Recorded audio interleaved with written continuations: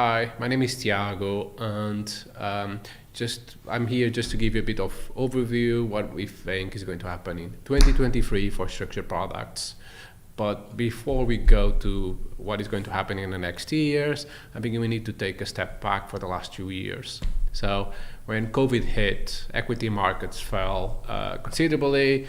We had losses from a lot of the banks that were trying to hedge dividends, but that didn't stop the growth of the market.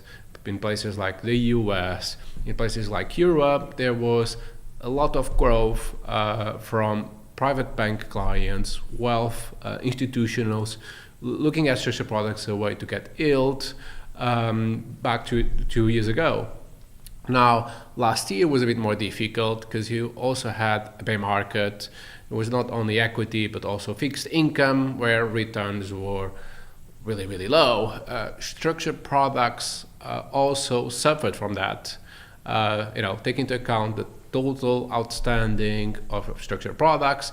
There wasn't really products expiring early or calling, which means that there was less volume. So what we hear from Asia is that the market was down 50% last year. In Europe was down around 10%.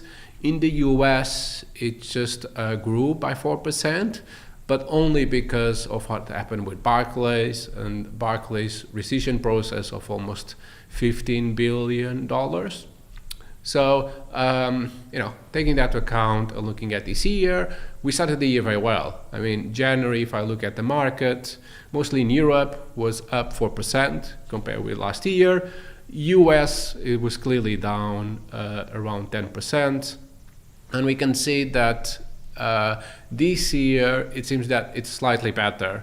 I mean, the current outstanding products are above their initial strike levels.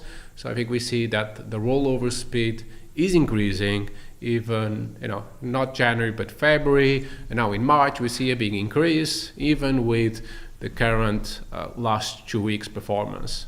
So we can see some positive aspects. So, the rollover speed, but also and the current levels of the products, but also the high volatility of the last weeks also benefits structured products, as of course inflation is still high.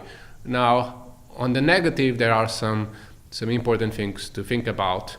One, which we already mentioned a couple of weeks ago, with Silicon Valley Bank bankrupt and then expanding to Credit Suisse and being acquired by UBS.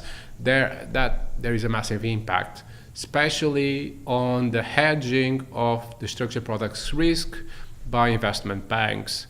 We estimate that there was a loss in the last 2 weeks of $1.5 billion in investment banks P&L. I mean, it's shared for more than 81 issuers of structured products. But the big banks who had a very good last 2 years also had considerable losses. Okay, and of course is also the change of interest rates. Last year they were quite high. Now we see the Fed, the ECB highlighting that they will stop due to the last weeks. I think we see that also as a negative. So we kind of see some positives with some negatives, and I think what we'll see in the next few months is an increase on structured products, but with potential high risk for a slowdown, especially when the investment banks who had considerable losses this month are going to cut budgets, being less competitive on prices. I think that will impact this year.